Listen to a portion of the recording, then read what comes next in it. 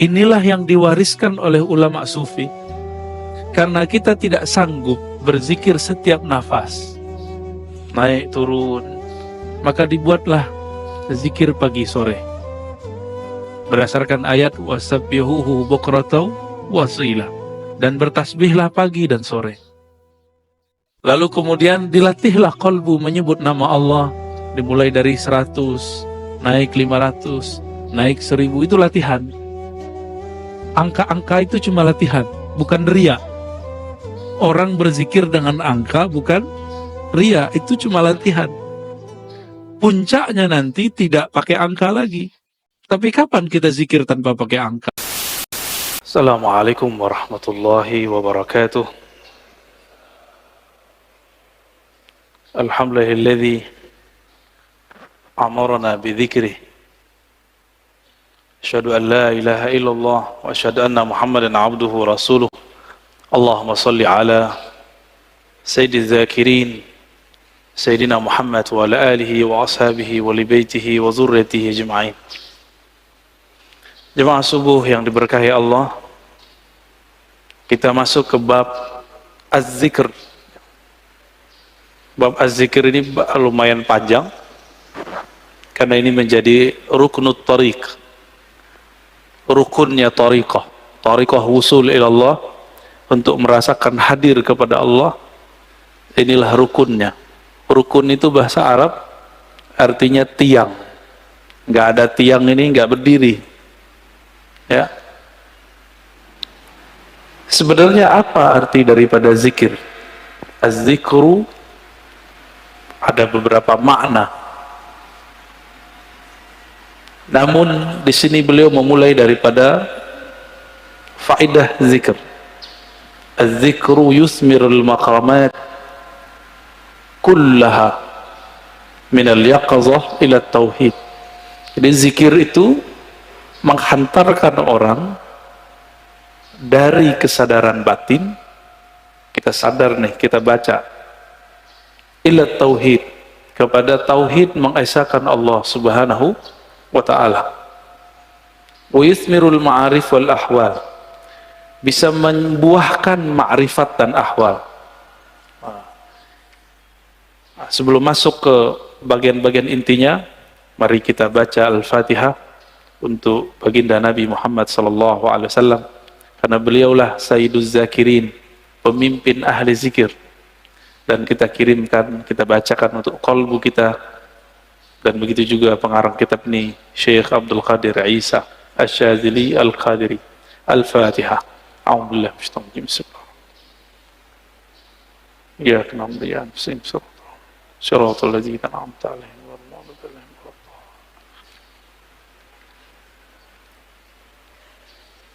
Di dalam hadis Imam Muslim dikatakan, karena Rasulullah sallallahu alaihi wasallam yadhkurullaha fi kulli ahyani, ala kulli ahyani. Rasulullah itu selalu zikir setiap hin. Apa arti hin? Hin artinya saat, waktu. Setiap saat, setiap detik, detik per detik. Baginda Nabi Muhammad SAW selalu mengingat Allah. Inilah yang diwariskan oleh ulama sufi. Karena kita tidak sanggup berzikir setiap nafas, naik turun, maka dibuatlah zikir pagi sore. Berdasarkan ayat wasabbihuhu bukratan wasila, dan bertasbihlah pagi dan sore. Lalu kemudian dilatihlah qalbu menyebut nama Allah, dimulai dari 100, naik 500, naik 1000, itu latihan. Angka-angka itu cuma latihan, bukan riya. Orang berzikir dengan angka bukan riya, itu cuma latihan. Puncaknya nanti tidak pakai angka lagi. Tapi kapan kita zikir tanpa pakai angka? Kalau sudah menjadi pewaris Rasulullah sallallahu alaihi wasallam. Malaikat-malaikat Allah dari awal dicipta sampai sekarang itu mereka cuma mengamalkan 1 atau 2 zikir. Jadi ada malaikat yang zikirnya cuma subhanallah, ada yang subhanadzil izzati wal jabarut, Ada yang zikirnya cuma Allahu Akbar. Ada yang zikirnya cuma la ilaha illallah. Itu malaikat. Dan gak putus. Maka di saat seseorang berzikir sebanyak-banyaknya, di saat itu sisi malaikatnya muncul. Malaikat tidur enggak? Enggak. Malaikat lalai? Enggak. Malaikat makan? Enggak. Makanya orang-orang yang sudah ahli zikir ini, makannya bisa berkurang. Tidurnya bisa berkurang. Karena dia sudah mirip dengan malaikat. Nah, itu namanya ahwal malakiyah. Ahwal malaikat. Tapi ini nggak boleh lama-lama, bisa mati dia. Tubuh ini tubuh insan, tubuh bashar, mesti dikembalikan kepada basyariah. Manusia butuh makan, manusia perlu tidur.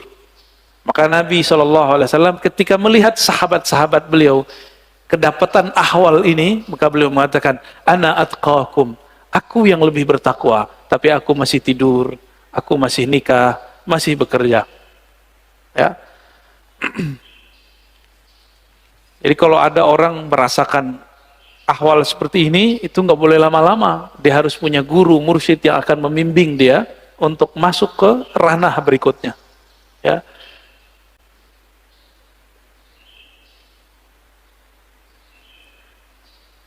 Kata zikir artinya ada dua.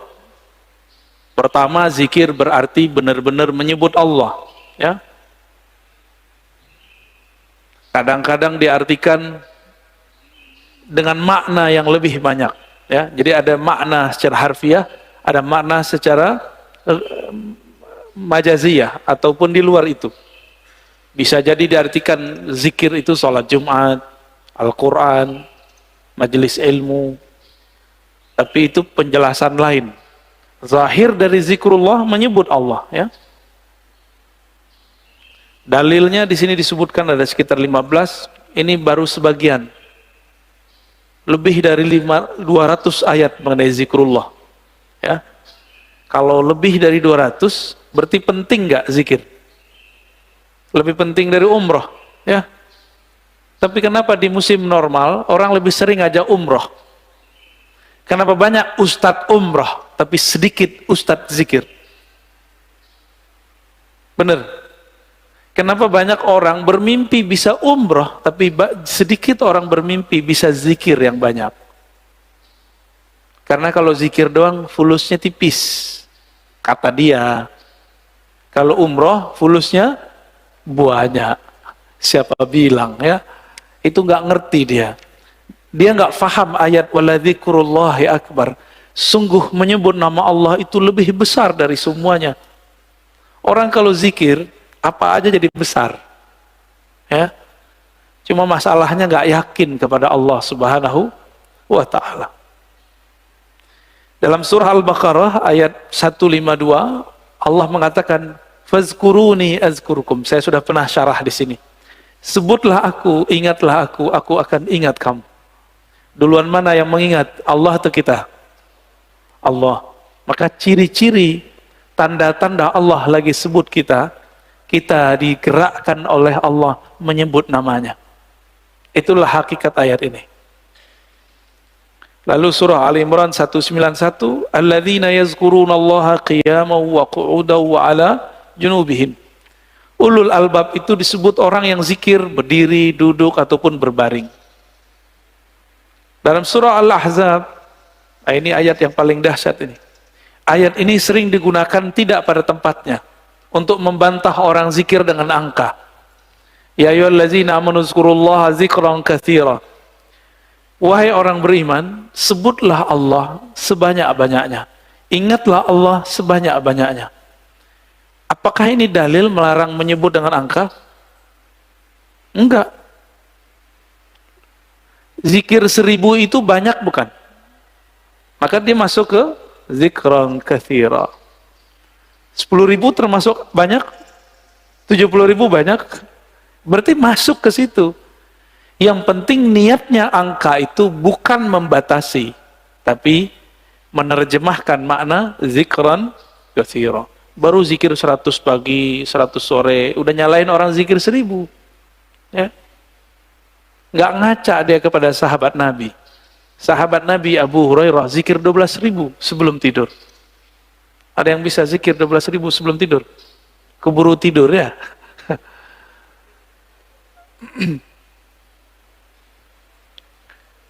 Ada surat Ar-Ra'd ayat 28. Ala bidzikrillah tatmainnul qulub.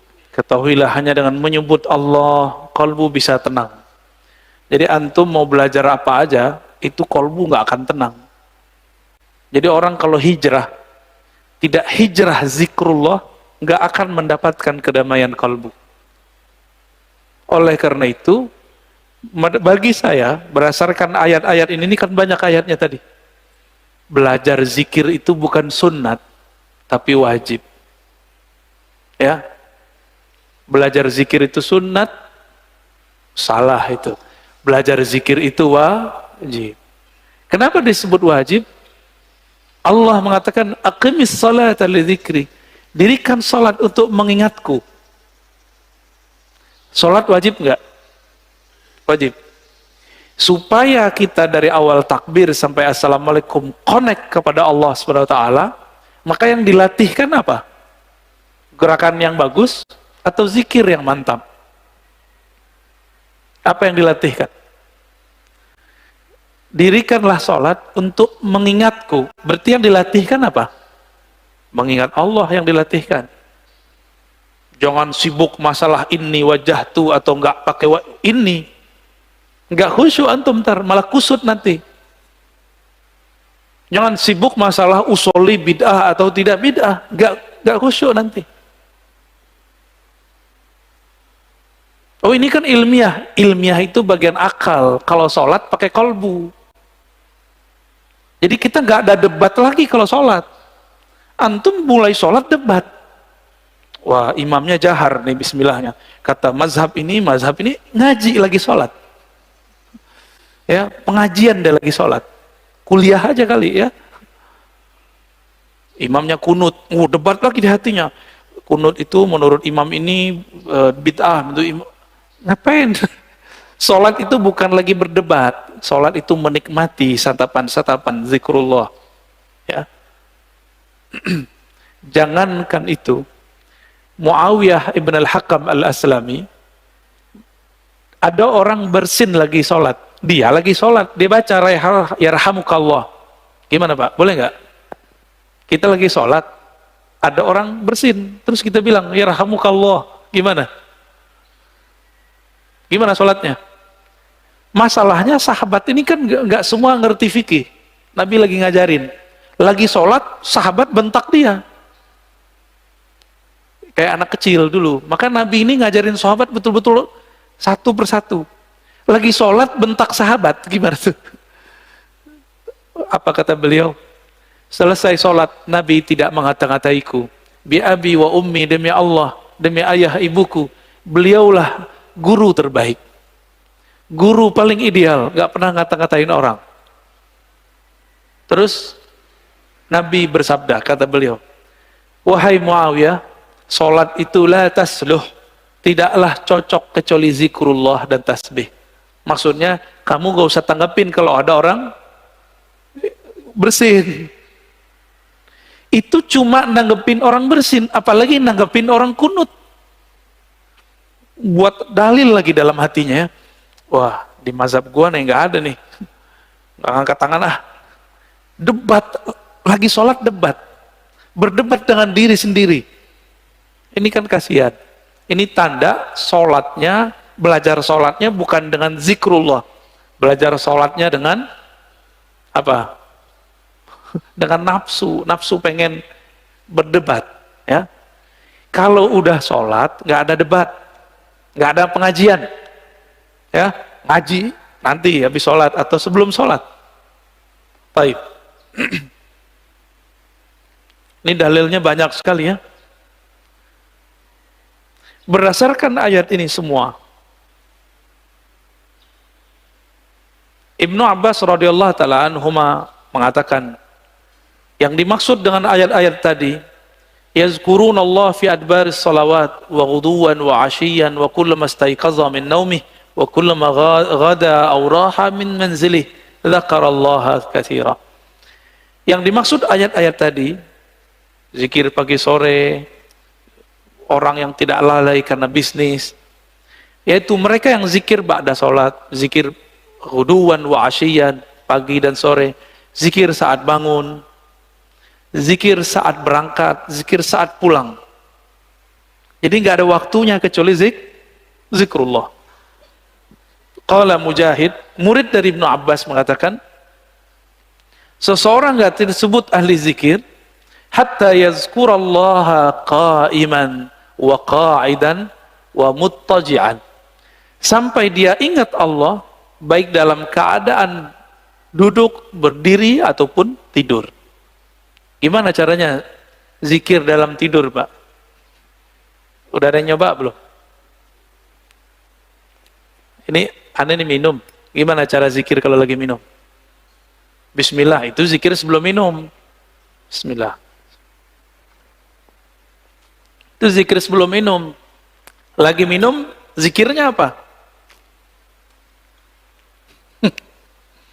Pusing kan? Nah, ini yang mau kita bahas nanti. Kita lagi makan, bisa nyebut nggak? Kan nggak bisa. Apa dong zikirnya? Zikirnya ada dua. Pertama, sebut di kolbu. Yang lebih tinggi, memandang air ini dari Allah. Memandang segarnya dari Allah. Kenyang dari Allah, itu zikir lagi makan. Gimana? Udah zikir lagi makan belum? Belum ya? Masih mandang nasi yang mengenyangkan. Masih memandang air yang menyegarkan. Berarti kita belum berzikir saat makan dan minum. Sederhana? Rumah makan sederhana.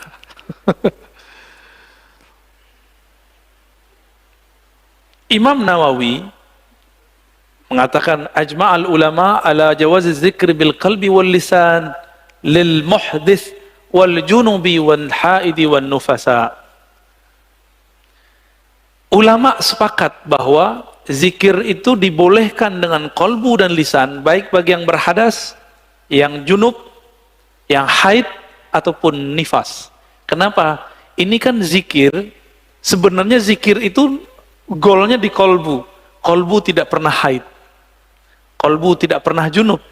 Junubnya kolbu adalah lalai mengingat Allah Subhanahu wa ta'ala. Bener, sering junub gak antum? Makanya kita ini sering junub, Pak. Mandinya jarang. Ya. Makanya ketika masuk sholat, kita masih membawa junubul ghafalat. Junub lalai kepada Allah Subhanahu wa ta'ala. Orang junub betah nggak masuk masjid? Berani nggak masuk masjid orang junub? Masjid hakiki itu ada di kolbu, lagi sholat. Antum lagi mau sholat, tapi tidak keluar dari junub lalai. Gimana mau menikmati zikrullah? Ya, nggak bisa masuk. Jadi kita nggak bisa masuk ke kolbu kita. Padahal itu diri kita sendiri. Ya. Hadisnya sangat banyak. Ini ada hadis yang paling kenceng ya, paling dahsyat ini. Kata Nabi, "Masalul ladzi yadhkur rabbahu wal ladzi la yadhkur rabbahu kamasalil hayyi wal mayyit." Hadis ini riwayat Imam Bukhari ya, dalam kitab doa. Perumpamaan orang yang zikir dengan tidak zikir itu sama dengan orang hidup dan mati. Gimana? Berarti kita banyakkan hidupnya atau matinya?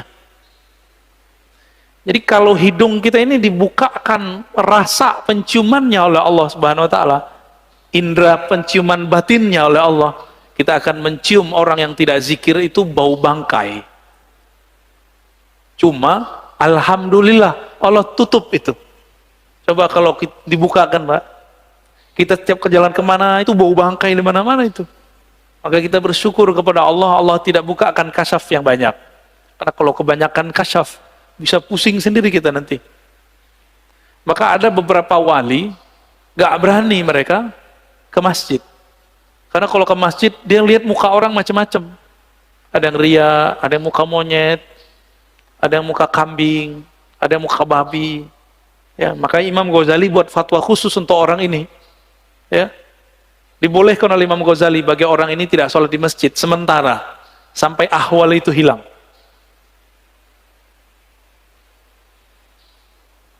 Di hadis yang lain, sesungguhnya Allah Subhanahu wa taala mempunyai malaikat yatufuna fit turuqi yaltamisuna ahla dzikr.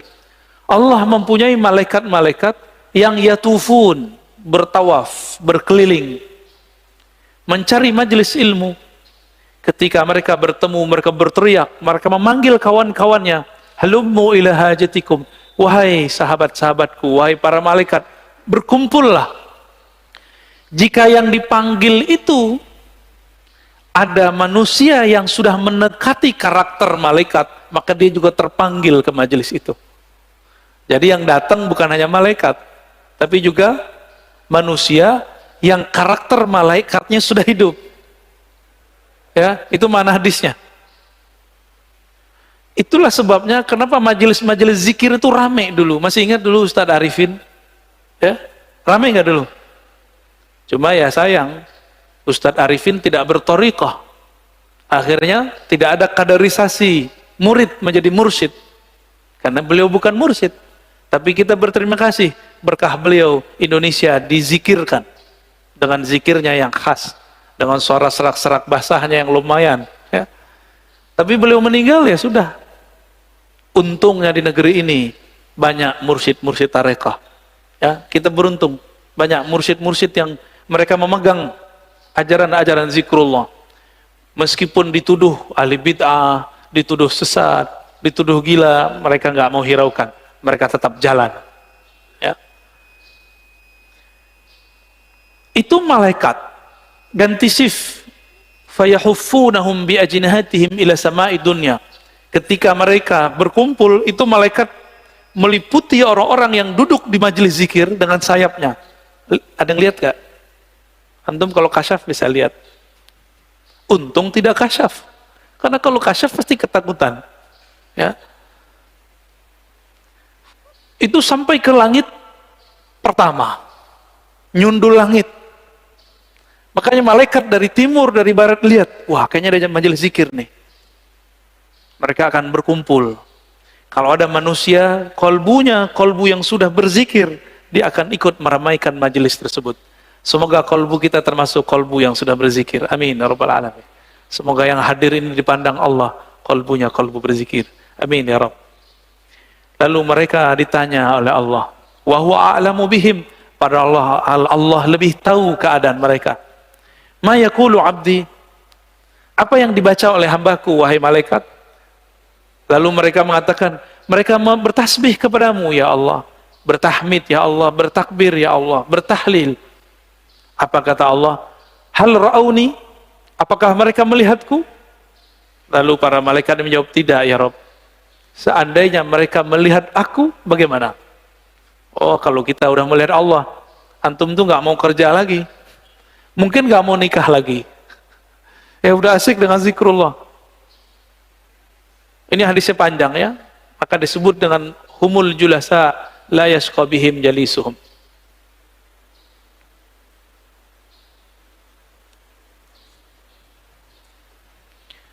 Di hadis Imam Tabarani, Abu Darda mengabarkan perihal hari akhir. Rasulullah SAW bersabda, nanti di hari kiamat, Allah akan bangkitkan beberapa kelompok manusia, wajahnya bercahaya. Fi wujuhim nur. Lalu ditaruh mereka di atas minbar-minbar yang terbuat dari lu'lu'.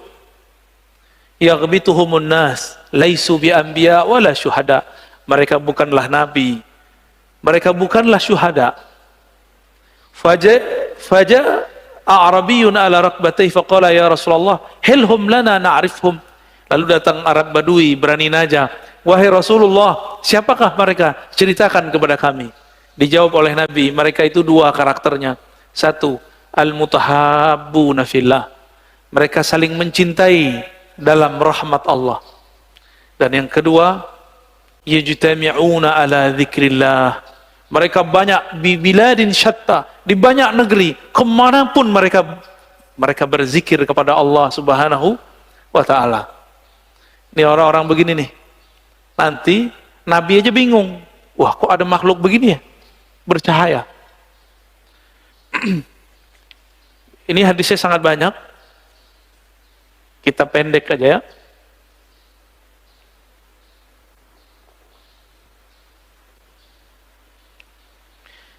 Ini kalau antum zikir, kumpul ya.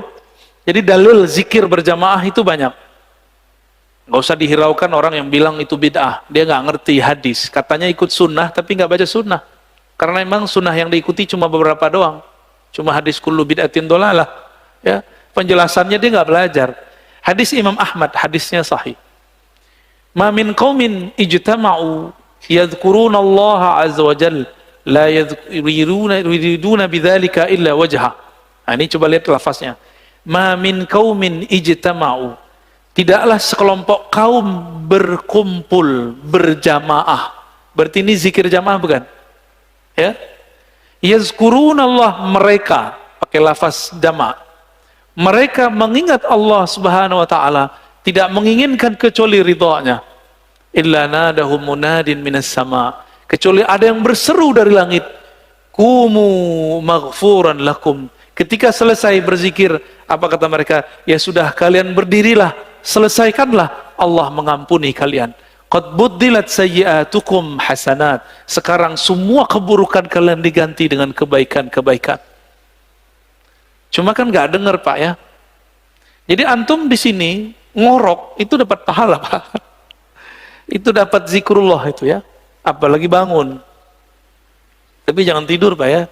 Terus bilang begitu malah tidur lagi.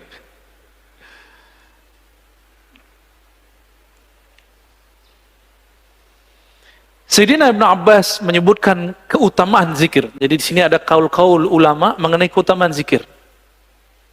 Kalau sholat ada batasnya atau tidak terbatas? Sholat bisa kapan aja nggak? Bisa kapan aja? Boleh nggak sholat di WC? Boleh nggak sholat habis subuh sampai terbit matahari? Ini jangan ada lagi saya lihat Pak ya. Lagi ta'lim sholat syuruk. Itu jahil namanya. Ya, ini kita kasih tahu berulang-ulang. Ngaji satu bab, dengar satu hadis, itu lebih afdol daripada 100 rakaat. Antum dapat hadis. Kalau orang zikir ba'da sholat subuh berjamaah di masjid, lalu sampai syuruk, sholat 2 rakaat. Bagi dia pahala haji dan umroh, tamah, kan begitu. Sempurna. Itu kalau nggak ada taklim. Kalau taklim, apa kata Nabi? Lebih afdol daripada 100 rakaat. Bahkan di riwayat Ibnu Majah 1000 rakaat. Antum sholat 2 rakaat, lewat maklumat ini. Mungkin lagi sholat juga dengerin ceramah saya kali. Kalau belajar beribadah itu jangan konyol. Beribadah itu bil ilmi. Ya.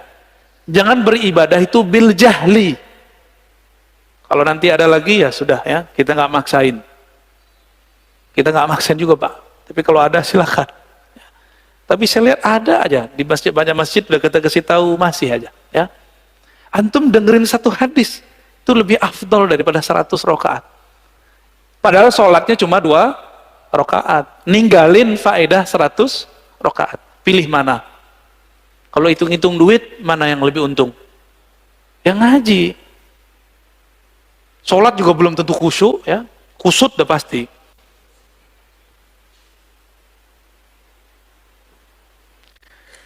Ibnu Abbas mengatakan, sholat itu ada batasnya. Tapi kalau zikir nggak ada batasnya. Ya, sesuatu yang Allah wajibkan, tapi tidak ada batasnya, itulah zikrullah. Nggak ada batasnya. Disebut zikran katsira. Waktu kita kan 3 aja. Duduk, berdiri, tidur, benar nggak?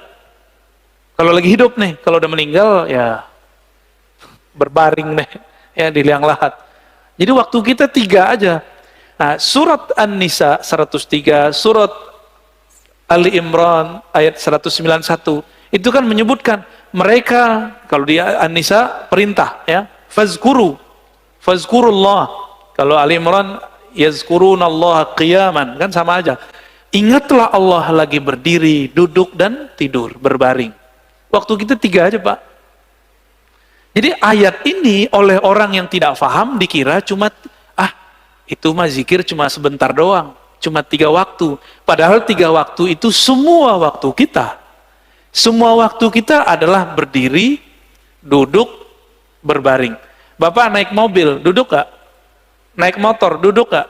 Turun dari mobil, berdiri. Turun dari motor, berdiri. Istirahat, tidur, udah.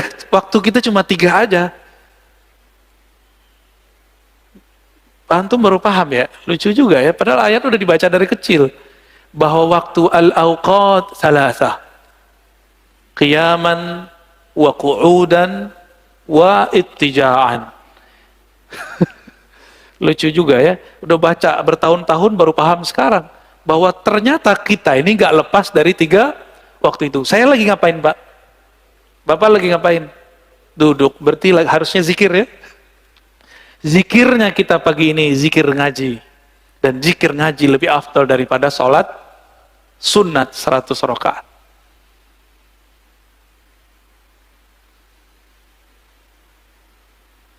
Ibnu Athaillah As-Sakandari mengatakan zikir itu usaha melepaskan kolbu dari ghaflah. Apa arti ghaflah? Lalai. Gimana caranya? Dengan tardid ismillah bil qalbi wal lisan. Dengan mengulang-ulang nama Allah dengan kolbu dan lisan. Maka ahli thariqah itu punya metode yang sangat sempurna sekali. Metode berzikir dengan kolbu dan berzikir dengan lisan. Ya. Nanti ada masanya di sini kita zikir. Saya talkinkan semuanya, Pak. Tergantung sirnya turun atau belum. Ini belum ada, Pak, sekarang. Belum. Karena kalau di kolbunya belum ada koneksi, itu ngefek. Ya, Bapak sholat aja nih, ada debat 1-2 orang masalah kunut, itu ngefek ke badan saya. Langsung nggak nyaman rasanya. Itu terasa, Pak, bagi saya. Agak sensitif dikit, ya. Jadi ada nih orang ngerasa, kunut, itu langsung nggak nyaman saya. Ya. Apalagi di samping saya itu mengganggu sekali. Maka mending nggak kasyaf. Karena kalau kita kasyaf, kedengaran isi hati orang kan gawat. Ya. Kata Imam Al-Qushairi, az-zikru mansyurul wilayah wa manarul wuslah wa tahqiqul iradah. Zikir itu ciri-ciri kewalian. Orang jadi wali bukan karena zikir, tapi ciri-ciri wali zikir. Bisa bedain? Ciri wali itu zikrullah. Tapi kalau jadi wali bukan karena zikir, apa yang membuat orang jadi wali? Wali itu artinya kekasih. Kekasih itu pasti kenal. Kenal itu membuat dia jatuh cinta. Maka al-wali man ya'rifullah wa yuhibbu. Yang mengenal Allah dan mencintai Allah. Itu yang disebut wali. Tapi bagaimana cara kenal Allah? Allah sifatnya sangat sempurna sehingga tidak bisa kita terka-terka. Maka ada 2 mazhab sahabat, mazhab Abu Bakar dan mazhab Ali. Abu Bakar mengatakan, engkau bermakrifat, yaitu ketika engkau mengaku engkau tidak punya makrifat. Udah dipikirin, gimana cara kenal Allah? Akhirnya kita mengatakan, ya Allah, akalku tidak sanggup untuk memahamimu. Qalbuku hanya sanggup menyebut namamu. Hanya engkaulah yang bisa mengenalkan dirimu. Maka Sayyidina Abu Bakar mengatakan, al-ajzu an darkil idrak. Ngaku tidak tahu, itulah ma'rifat sebenarnya. Menurut siapa? Abu Bakar As-Siddiq. Lain dengan Sayyidina Ali. Sayyidina Ali mengatakan, la ya'rifuka illa anta ya Rabb. Tidak kenal engkau kecuali engkau ya Allah. Maka kenalkanlah dirimu kepada kami ya Allah. Sayyidina Ali begitu mintanya. Ya. Jadi zikir itu mansyurul walayah. Itu pencirian wali. Berarti karena ini ciri-ciri wali, ada yang ngambil ciri-ciri wali, dia bukan wali. Ada yang ngambil zikir tapi dia bukan wali Allah. Ini hati-hati. Hati-hati ya. Dia bukan wali Allah. Tapi dia memakai jaketnya wali, yaitu zikrullah. Untuk apa? Nanti untuk kesaktian, untuk pelet, pelaris, bermahar itu, mahal itu maharnya. Ya. Orang-orang begini itu pakai wajah wali tapi dia bukan wali. Bisa bedain? Tapi orang mengira dia wali. Ya. Orang akan mengira dia kekasih Allah padahal dia sedang menipu Allah. Yukhadi'un Allah, ya. Mereka sedang menipu Allah. Hati-hati sama orang-orang begini, ya. Oleh karena itu zikir itu bagi kita mesti bersanad dan berijazah supaya aman. Kalau nggak bersanad, nggak berijazah, bisa ketuker.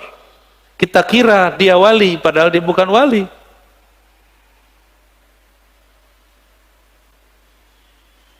Ciri-ciri orang benar perjalanan ruhaninya, alamatu sihhatil bidayah wa dilalatun nihayah. Ciri-ciri orang benar jalan ruhaninya, dia mulai dengan belajar zikir kepada ahlinya. Dan diakhiri dengan zikir pada penutupnya. Cuma beda, orang kalau belajar zikir dari awal, biasanya di awal-awal rajin. Kalau orang sudah sampai, ini contoh, guru silat sama yang baru belajar silat beda nggak? Kalau baru belajar silat, siapa aja mau diajak tarung, bener? Kalau guru silat, nggak perlu, dia diem aja. Main di nafas aja dia. Ngelihat langkah orang, udah tahu dia ini jawara apa enggak. Ya enggak? Tapi, kalau yang baru belajar silat gimana? Semua orang mau ditantangin sama dia. Ya? Sama lah begitu. Latihannya banyak. Kalau guru silat kan nggak perlu banyak latihan. Karena gerakan itu sudah di dalam dirinya. Maka kalau ingin wusul kepada Allah, jangan mengikuti ahwal makomatnya guru, tapi ikuti cara guru supaya bisa menjadi guru. Gimana cara beliau dulu? Beliau pasti dulu rajin berzikir. Ya, ini maksud kalam beliau. Dan beliau mengatakan, Imam Kusyairi, az-zikru ruknun qawiyyun fit thariq, ini yang saya sebutkan di depan. Zikir itu adalah rukun besar, rukun yang kuat, yang membuat orang bisa bertahan menjalani jalan kepada Allah Subhanahu wa ta'ala. Nah, ini yang unik. Kenal Ibnu Qayyim nggak? Siapa Ibnu Qayyim? Imamnya Wahabi, imamnya Salafi. Ternyata dia di akhir hayatnya berbicara tentang tasawuf. Dalam kitabnya Al-Wabilus Shayyib, ya, halaman 52, di beberapa cetakan beda halaman, kata beliau, wala raiba annal qalba yasda' kama yasda'un nahas wal fiddah wa ghairuhuma wa jilauhu bidzikr. Besi bisa karatan nggak? Bisa. Besi itu dulu atau kaca itu bisa karatan. Sama, kolbu itu kan mirip seperti itu. Dia bisa karatan. Pembersihnya cuma zikrullah. Ini Ibnu Qayyim ngomong. Maka Ibnu Qayyim ini menganjurkan zikir dan istighfar, zikir dan istighfar. Dan dia mengajarkan di bagian lain di tempat, di kitab awal Wabilus Shayyib, agar seseorang mempelajari zikir kepada gurunya, kepada ahlinya. Dan dia di situ bercerita tentang Ibnu Taimiyah, Imam Salafi. Itu kalau teman-teman Salafi tahu, saya nggak tahu, nggak ngerti apa yang terjadi nanti. Ya, apakah dia akan membid'ahkan imamnya? Saya nggak ngerti ntar. Ibnu Qayyim, begitu juga murid-murid Ibnu Taimiyah meriwayatkan hal yang sama. Ibnu Taimiyah habis sholat subuh, beliau duduk membaca zikirnya, wiridnya sampai tengah hari. Kira-kira gimana, Pak? Bid'ah nggak tuh? Ya, kita zikir bentar aja disebut bid'ah. Ya, ini dia zikir dari ba'da subuh sampai siang hari. Di kitab Manaqib Ibnu Taimiyah disebutkan beberapa zikir Ibnu Taimiyah adalah baca Al-Fatihah 40 kali. Gimana tuh? Dia wiridan, torikotnya torikot Al-Fatihah tuh. Fatihah diulang tardidul Fatihah 40 marrah. 40 kali dibaca-baca. Bismillahirrahmanirrahim. Begitu, dibaca lagi. Yang kita sebut apa namanya? Wiridan. Ditanya oleh Ibnu Qayyim, wahai Tuan Guru, Syekhul Islam, apa gerangan yang terjadi pada engkau? Kok zikir selama itu? Apa jawaban beliau?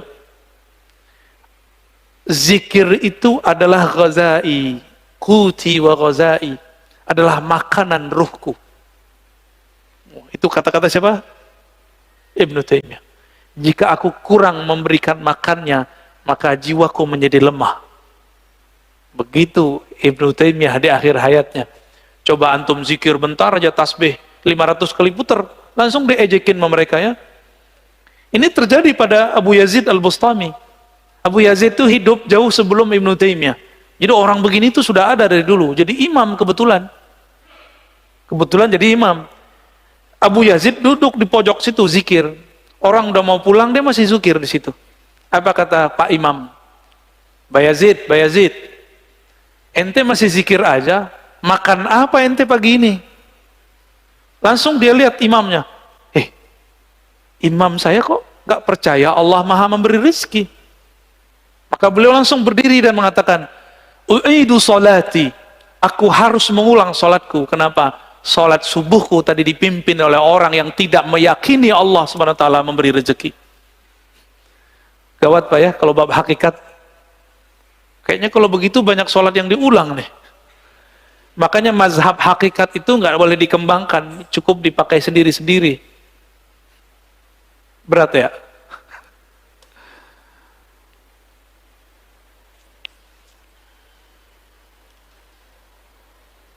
Jadi mau murid, mau guru, mau mursyid, mau salik, dia harus punya zikir. Cuma kalau murid, zikirnya kayaknya ngoyo, tahu ngoyo ya?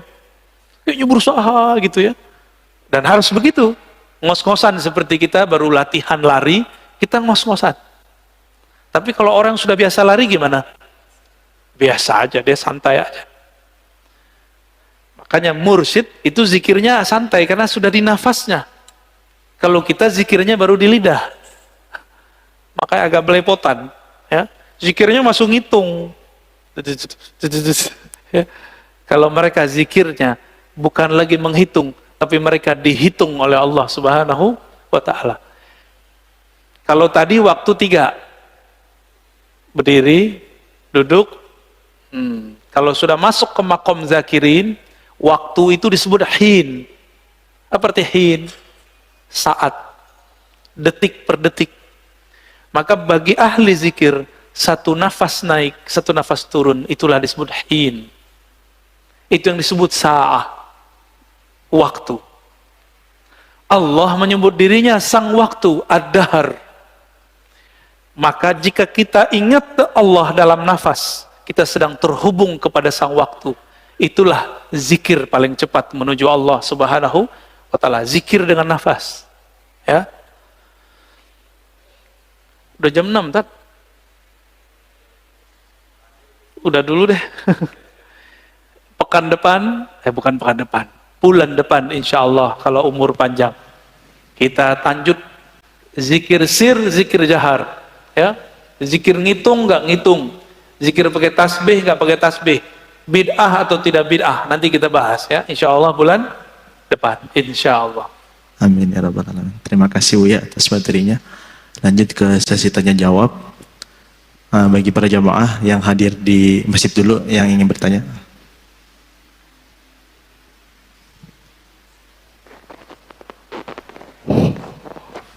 Assalamualaikum warahmatullahi wabarakatuh. Assalamualaikum. Saya dari Ciledug, Pak. Ciledug, Pak Ustaz. Sering mendengar kajian Ustaz. Alhamdulillah bisa hadir tatap langsung. Yang ingin saya tanyakan, boleh nggak kita tuh mencari-cari perhatian Allah? Boleh nggak? Itu termasuk baik atau tidak gitu? Demikian. Assalamualaikum warahmatullahi wabarakatuh. Mencari perhatian Allah. Ya, boleh nggak cari perhatian Allah? Seneng Allah. Tapi hati-hati. Antum cari perhatiannya dengan cara apa? Kalau dengan cara minta-minta, Allah biarin kita minta mulu. Kata Allah, aku senang mendengarnya meminta. Enggak dikasih-kasih. Kasihnya ntar. Cara mencari-cari perhatian Allah terbaik, tercepat, paling mujarab adalah mengenalnya, lalu mengingatnya. Cuma itu. Allah itu paling senang dikenal.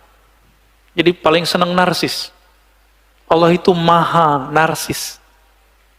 Kita nggak boleh niru itu sifatnya Allah. Hanya Allah yang boleh merasa pengen terkenal. Kita nggak boleh, Pak. Ya, nggak enak terkenal, itu cukup Allah aja yang terkenal. Jadi gimana caranya? Kenali dia, sebut-sebut namanya. Itulah cara mencari perhatian Allah yang paling indah. Nanti Allah nggak akan kerjain kita. Kalau orang doa, malaikat naik ke atas, Allah nanya, pura-pura nanya, Allah ini kan suka canda. Allah itu santai. Antum aja yang tegang kan? Malaikat, itu hambaku kamu tinggalkan lagi ngapain? Ya Rob, dia sudah meminta-minta kepada engkau, tapi kenapa engkau belum kunjung menjawabnya? Apa kata Allah? Aku senang mendengar dia cari-cari perhatian dengan cara doa. Nangis-nangis, biarin aja dulu. Jadi antum doa, pasti dilama-lamain sama Allah. Terus gimana supaya nggak dilama-lamain sama Allah? Fazkuruni azkurukum, langsung sebut aku, ingat aku langsung jawab ingatanmu. Aku sambut ingatanmu. Maka dalam hadis Imam Tirmizi, hadis imam-imam yang lain disebutkan, man syaghalani dzikri, siapa yang sibuk dengan mengingatku sehingga tidak sempat berdoa kepadaku, an mas'alati, aku berikan kepadanya apa yang diberikan kepada orang-orang yang meminta. Orang meminta belum dikasih, orang zikir kepikiran langsung dikasih. Apa bedanya? Kalau kita zikir, Allah pandang kolbu. Kalau antum meminta, Allah lihat, di kolbunya baru ada emas, di kolbunya ada fulus, di kolbunya baru ada pengen terkenal, di kolbunya baru kapan dia kemudian berdoa merindukan aku. Itu yang ditunggu-tunggu sama Allah.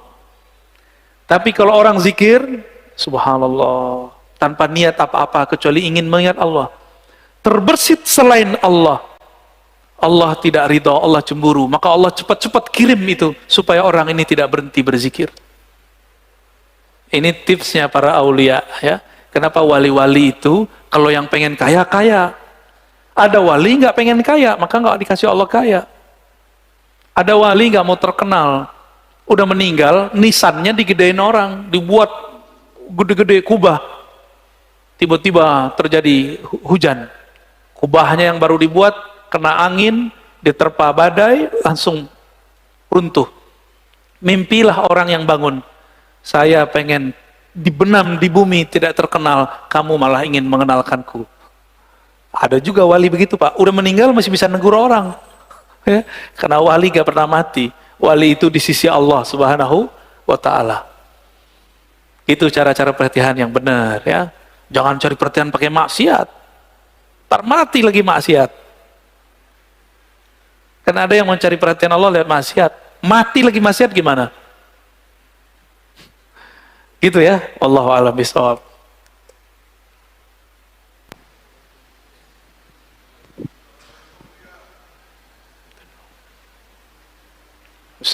Assalamualaikum warahmatullahi wabarakatuh. Assalamualaikum warahmatullahi wabarakatuh. Buya, perkenalkan saya Alwi dari Paku Jaya, Serpong Utara. Izin bertanya, bagaimana cara mencari guru mursyid? Karena rata-rata sulit kita untuk mencari guru mursyid. Terus bagaimana agar hati ini senantiasa terkoneksi dengan Allah Subhanahu wa ta'ala? Tips-tips sederhana yang bisa kita lakukan. Ya. Terima kasih, jazakumullah khairan katsir. Assalamualaikum warahmatullahi wabarakatuh. Assalamualaikum warahmatullahi wabarakatuh. Mursyid yang berarti pembimbing rohani, maka dicari harus dengan rohani, bukan dicari dengan baju. Oh, bajunya dia pakai gamis, pakai serban, kayaknya ini mursyidku. Bukan, itu antum nyari baju namanya. Nyari mursyid namanya mursyid rohani, maka carinya dengan rohani. Karena rohani kita belum terlatih, latihlah dengan cara rohani. Allah Subhanahu wa ta'ala menitipkan kalamnya lewat Nabi. Kata Nabi, min sa'adatil mar'i ayyastakhira ilallah. Ciri-ciri orang dapat sa'adah, kesuksesan batin, dia istikharah. Istikharah. Jangan sekali, berkali-kali. Kalau udah istikharah, nggak mesti mimpi. Bisa jadi wajah dia kayak kebayang terus, pikiran kita seperti ke beliau terus. Berarti beliau mursyid kita. Dan tolong ingat, kalau sudah begitu, pasangkan adab kepada beliau. Adab kepada guru, jangan meminta kita supaya diingat oleh guru.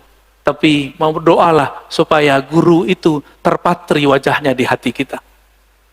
Jangan meminta waktu guru, tapi mintalah hati ini supaya mengenang ajaran-ajaran guru. Rasulullah itu sibuk, bukan main. Beliau masih sempat, tapi beliau udah nggak sempat semuanya dipegang.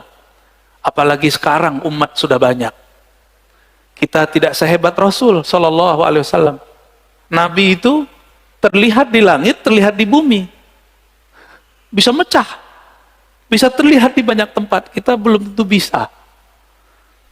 Maka coba istikharah. Minta, ya Rob, aku sudah sangat merindukanmu. Bimbing aku kepada orang-orang yang juga merindukanmu. Itu yang disebut istikharah. Ya. Jadi sekarang nggak mesti pakai bahasa Arab. Bisa pakai bahasa rohani. Lalu bermusyawarah, bertanya ke ahli, jangan tanya ke Abdul Qadir Jawaz. Ya. Orang nanya tasawuf ke dia anti tasawuf, Pak. Apa jadinya? Dia sebutlah sufi zindik, ya enggak? Nanyanya ke teman dia disebut sufi gila. Nanya ke musuh saya, mereka nggak pernah dengar video kita tentang bab kewalian. Mereka tuduhlah saya mengatakan wali itu gila. Emang ada saya ngomong wali gila? Nggak ada, itu fitnah mereka aja. Jadi kalau nanya, musyawarah, istisyarah namanya. Minta isyarat, tanya ke ahlinya. Fas'alu ahla dzikri. Nanyanya ke ahli tasawuf. Ya. Kalau nanya ke orang nggak punya sanad, dia muter-muter. Bahkan dia kemudian ngeles, membatalkan ilmu sanad. Itu kejadian. Kalau nanya kepada orang yang nggak ngerti zikir, muter-muter. Tapi kalau nanya ke ahli zikir gampang. Tapi ada yang sengaja muter-muter juga ada ya. Ada hal yang kita nggak bisa buka di tempat awam, ada hal yang bisa kita buka di tempat awam. Ini masanya tambah dekat. Di masa-masa mendatang ilmu tasawuf, ilmu zikir akan dibuka di tempat terbuka. Mungkin nanti ini masjid akan menjadi corong salah satunya, insya. Nanti di masjid ini barangkali akan kita zikir yang membuat kalbu kita bergetar kepada Allah. Kita akan menyebut nama-nama Nabi, bersalawat kerinduan kepada Rasul, insya Allah di tempat ini. Ya doa aja Pak sering-sering. Semoga masjid ini terpilih nanti. Amin ya Rabbal Alamin. Ya. Lanjut. Udah Tat? Udah sampai jam berapa? Assalamualaikum warahmatullahi wabarakatuh. Assalamualaikum warahmatullahi wabarakatuh. Buya, saya Haji Faisal ingin bertanya Buya, yang dimana mengenai zikir kalbi Buya. Kalau kita bicara zikir kalbi, berarti kan tarikan nafas Buya, zikir nafas.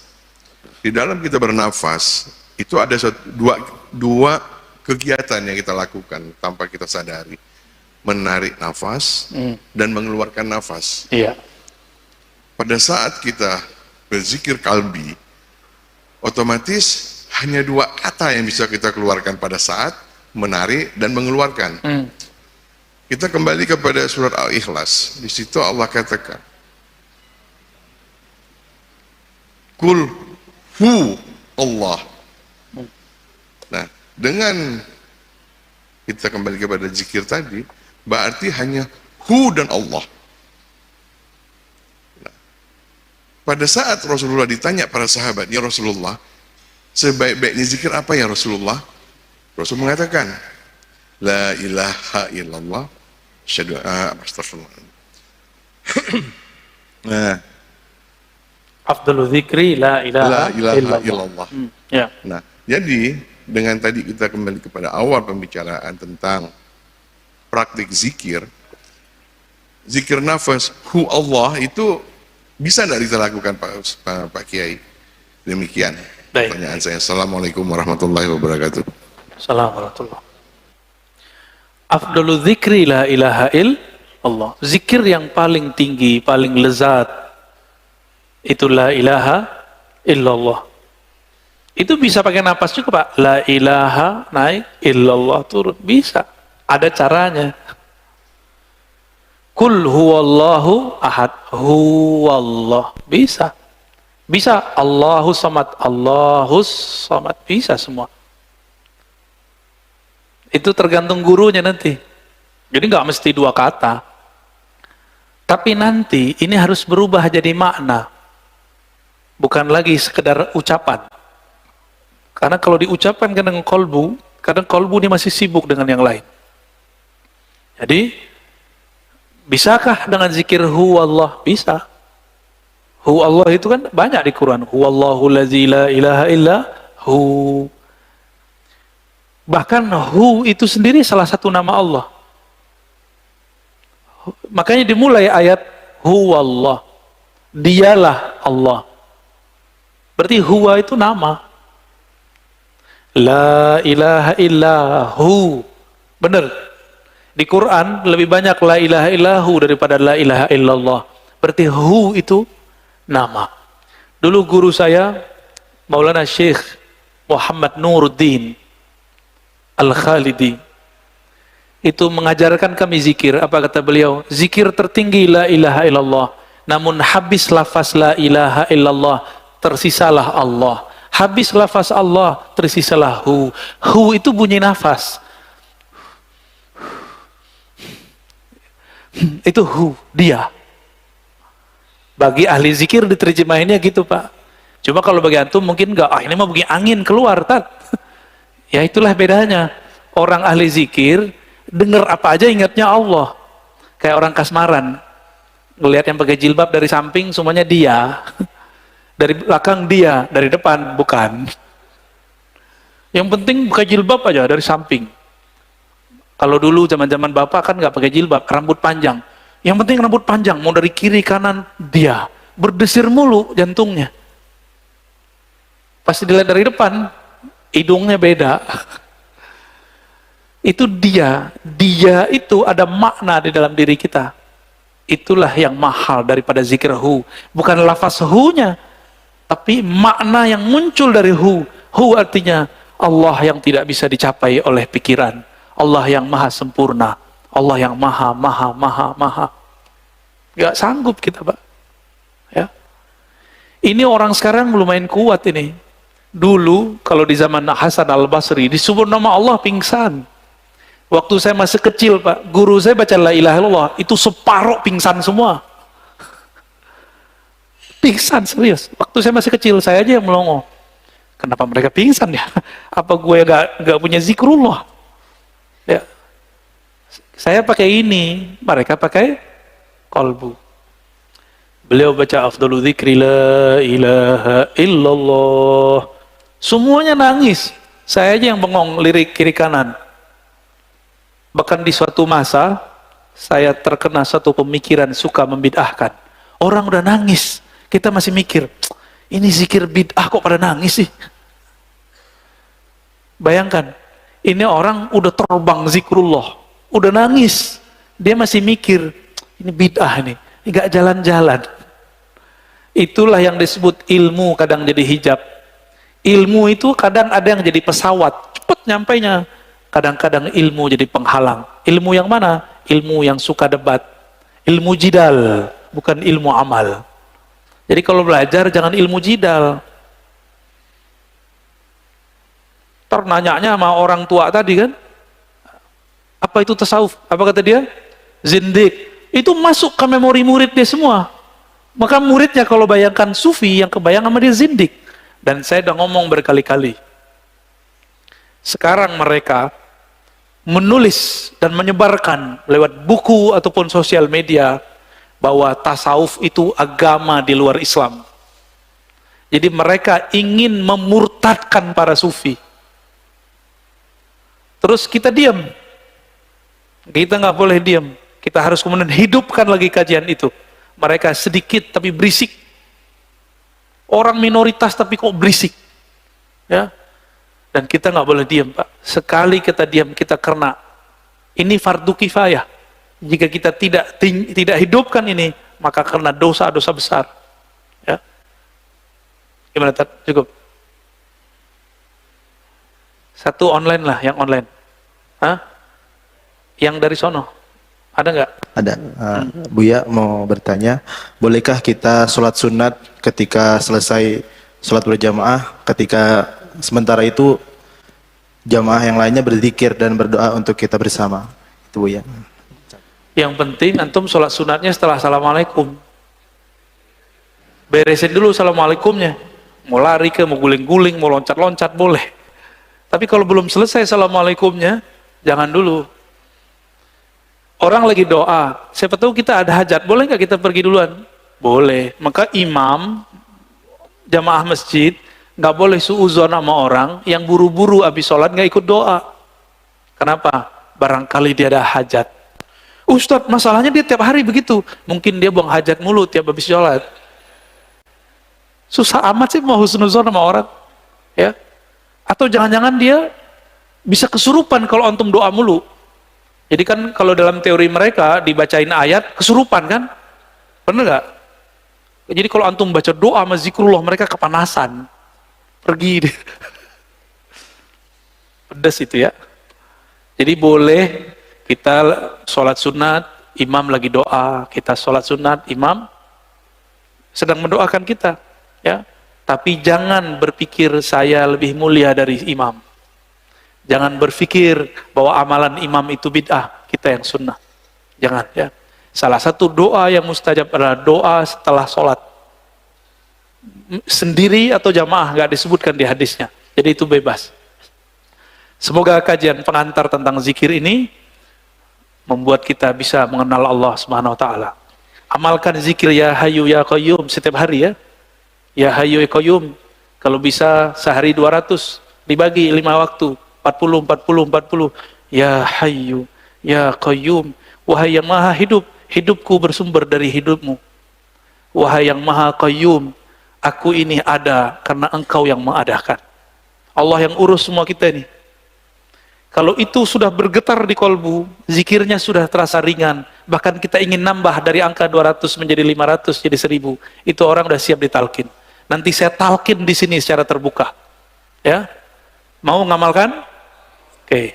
Silakan diamalkan zikir ya Hayyu. Ya, untuk kelancaran beramal, mari kita baca surah Al-Fatihah. A'udzubillah. Surah Al-Fatihah. Alhamdulillahirrahmanirrahim. Mohon maaf salah dan kurangnya. Mohon izin, gak usah salam ya, gak usah musafahah. Saya belum tidur, baru tidur sebentar tadi, 20 menit di sini. Baru nyampe rumah udah dijemput sama dia. Jahat banget kan itu. Ya. Kalau muhibbin cukup salam dengan kolbu ya. Assalamualaikum warahmatullahi wabarakatuh. Assalamualaikum warahmatullahi wabarakatuh. Alhamdulillah rabbil alamin. Hamdal hamidin, hamdal mustaghfirin, hamdan yuwafi ni'amahu wa yukafi mazidah. Asyhadu an la ilaha illallah, asyhadu anna Muhammadan abduhu wa rasuluh. Allahumma shalli ala sayyidil wujud, sayyidil qaumin, sayyidina Ahmad, Sayyidina Muhammad wa alihi wa mahdi khalifatihi wa sallam.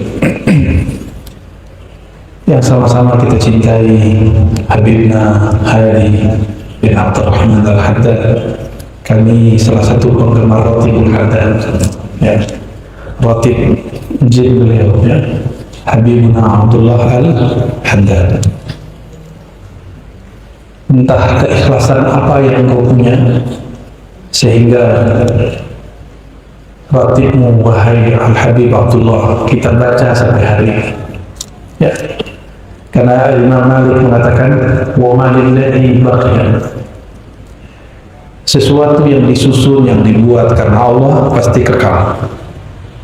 Jadi benar tuh ujung tadi yang disebut Habibna Al-Hadi, ikhlas. Jadi suatu majlis akan bertahan meskipun diterpa, diuji, kalau dia ada ikhlas. Jadi ujung dari tadi itu ikhlas. Itulah rasul umur kulluha. Pokok dari semua urusan kita. Maka sebagai bentuk keikhlasan, usaha mengikhlaskan diri, mari sama-sama kita baca Radina billahi rabba, sama-sama. Radina billahi rabba. Ikuti artinya, ya Allah, kami ridha kepada Engkau. Kami ridha kepada ketentuan Engkau. Kami ridha sebagai hamba Engkau.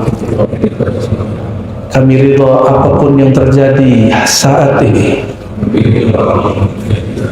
nanti ataupun esok. Radina billahi rabba wa bil islam dina wa bi sayyidina Muhammadin nabiyyan wa rasula.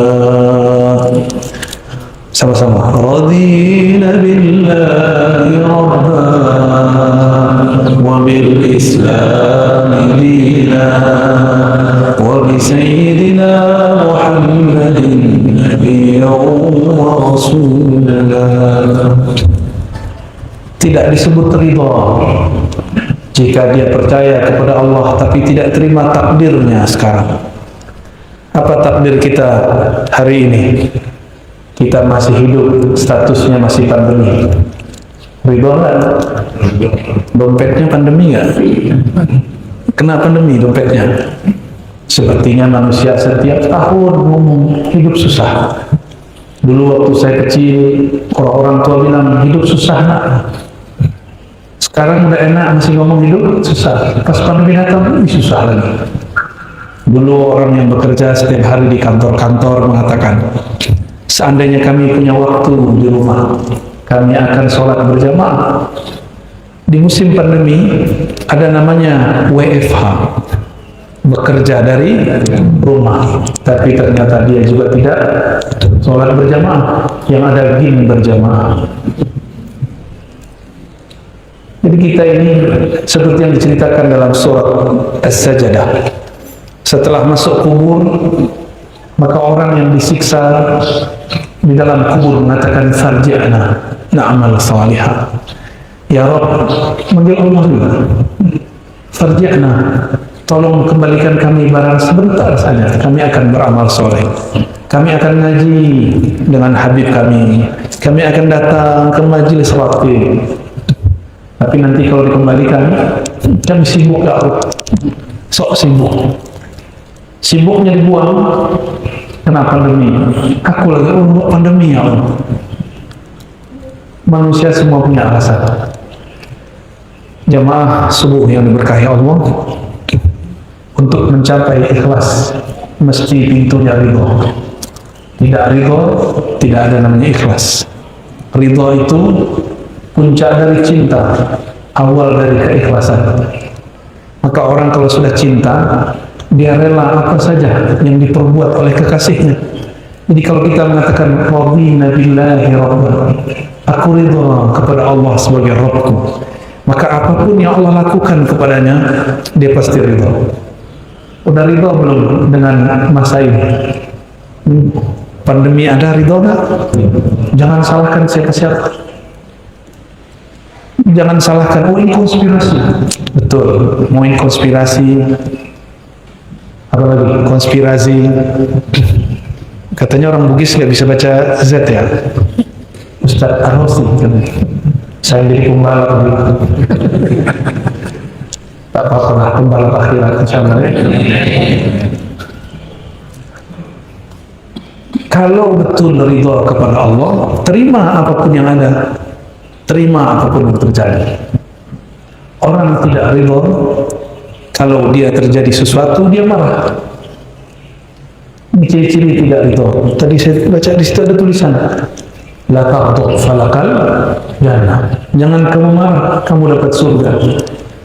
Untuk bisa tidak marah-marah, babnya cuma satu, ridho.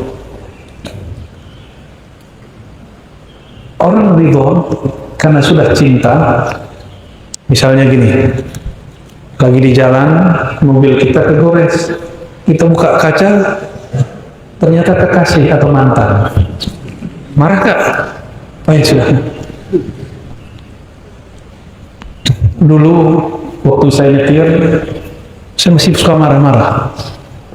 Tiba-tiba di samping saya ngomong, kamu ngebel-ngebel orang, bentak-bentak orang, kalau itu jamaah ngomong gimana? Lah Ustaz marah-marah. Akhirnya saya kepikiran juga, ya juga ya. Katanya sudah percaya kepada takdir, kita bergeser, kita apapun yang terjadi tidak ada yang luput dari takdir Allah Subhanahu Wa Taala. Saya mau tanya Bapak Ibu, ini pertanyaan saya tanyakan di mana-mana.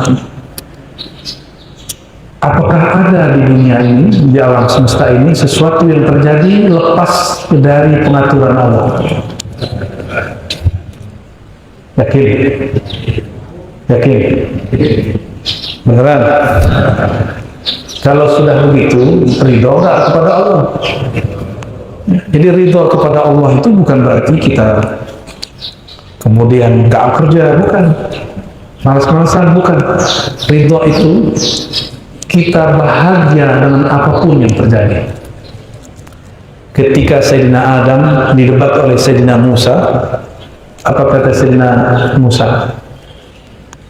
Anta alladhi akhrajtana minal jannah. Oh kamu, orang yang karena kamu kami semua keluar dari surga. Apa jawaban Sayyidina Adam? Oh anta alladhi kallama Allahu ilaihi. Oh begini ya pertanyaan orang yang katanya bisa ngomong sama Allah. Oh begini katanya ya. Orang yang bisa berbicara kepada Allah kok masih nanya. Kau yang bikin aku keluar dari surga. Lalu Nabi Adam mengatakan lagi apa? Tahukah engkau hai Musa? Ya. Aku seperti ini sudah Allah tetapkan sebelum aku ada. Nabi Musa kabur. Yang dilawan njitnya Sayyidina Adam. Sayyidina Adam diberikan Allah ilmu, disebut ilmu asma. Ilmu apa namanya? Ilmu asma. Waduh, dia bergetar deh ini ya. Mic-nya grogi-grogi sama saya. Ada mic lagi nggak? Oke. Oh sudah balik ya? Baik. Akhirnya uratnya ketarik tadi.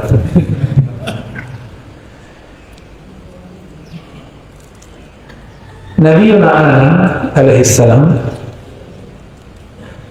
itu pendatang baru di surga. Beliau dimasukkan ke dalam surga pada hari ini, hari Jumat. Dan beliau dikeluarkan dari surga pada hari ini, hari Jumat.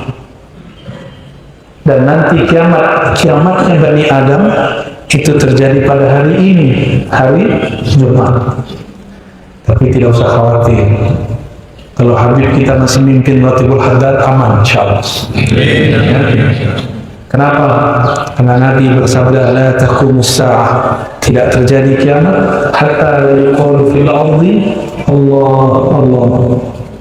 Kiamat tidak terjadi jika di bumi masih ada orang yang mengajarkan dan yang diajarkan Allah Allah, nama Allah Subhanahu wa Ta'ala. Dan kita dalam roti, dalam wiridul latif, dalam hizib kita, hizib paha, hizbul bar, semuanya kita menyebut Allah. Ya Allah, Ya Rahman, Ya Rahim, Ya Qawi, Ya Latif. Semua kita sebut asma-asma Allah Subhanahu wa Ta'ala. Setiap malaikat yang memikul bumi, memikul langit, memikul aras, semuanya punya zikir. Zikir-zikir ini yang membuat malaikat punya energi. Maka sisi kita yang disebut sisi cahaya, jadi dalam diri kita ada unsur namanya unsur an-nuriyah. Sedangkan ini disebut unsur at-tiniyah. Ya, ini unsur dari tanah. Ini khaliqul bashar min tin. Aku ciptakan bashar, manusia dari tanah. Tanah ini tercipta karena kun.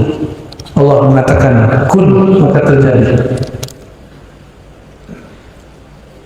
Di dalam kunnya itu ada kaf. Ulama ahli asrar huruf mengatakan kaf pertama disebut dengan kamaliyah, kesempurnaan. Nun ada dua makna. Kita nun yang mana? Yang pertama nun nuriyah, kesempurnaan cahaya Allah. Yang kedua nariyah, terang juga tapi pakai api. Terang juga, cuma menggunakan bukan nur. Kun tadi Allah berkalam jika ia beriradah.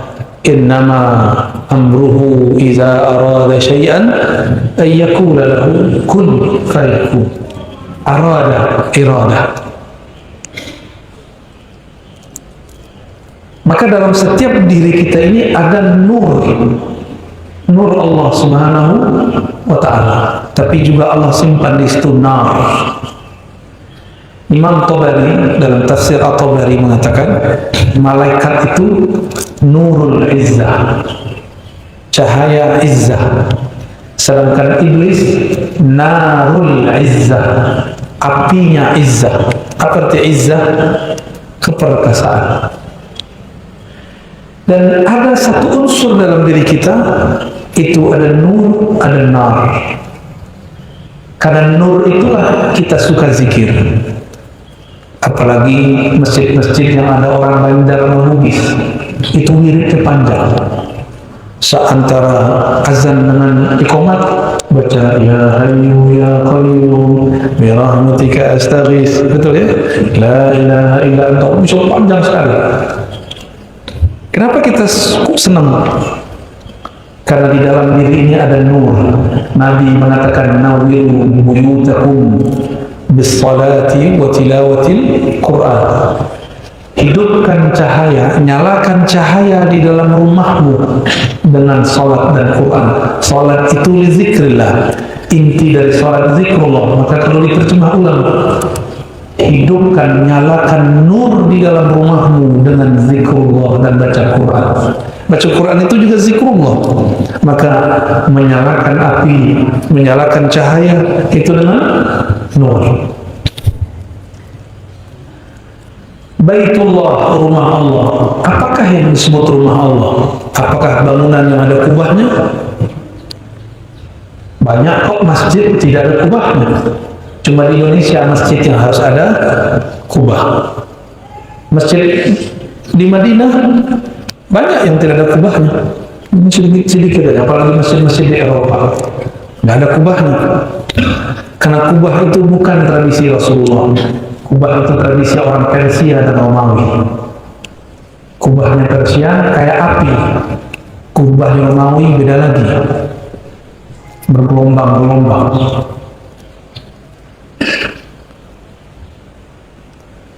Jadi kalau yang disebut rumah Allah itu yang ada kubah, sudah pernah melihat rumah ibadah agama Sikh? Tahu agama Sikh? Orang India pakai serban, tapi serbannya beda sama serban Habib. Habib itu beda tuh ya, bersanad itu. Itu juga pakai kubah, tapi bukan masjid. Jadi jangan tertipu oleh kubah. Karena ada masjid tanpa berkubah. Lalu inti masjid apa? Rufi'a fihi ismullah. Masjid itu adalah tempat yang nama Allah diangkat, disenandungkan di sana. Lalu masjid, seandainya masjid runtuh, kalau masih ada imam masjid, masih ada muazzin di masjid, masjid masih bisa bangun. Berarti inti masjid siapa? Ada imamnya, ada muazzinnya, ada makmumnya. Inti dari orang yang jadi imam, jadi muazzin, jadi makmum bukan jumlah jemaahnya, tapi kalimah-kalimah yang mereka kata-katakan, kalimah-kalimah yang mereka lafazkan. Oleh karena itu ulama kita buat kesimpulan, qalbul mu'min baitullah. Sebenarnya masjid hakiki bukanlah bangunan yang megah, tapi masjid hakiki adalah qalbu yang di dalamnya ada nama Allah. Sudahkah kalbu ini jadi masjid?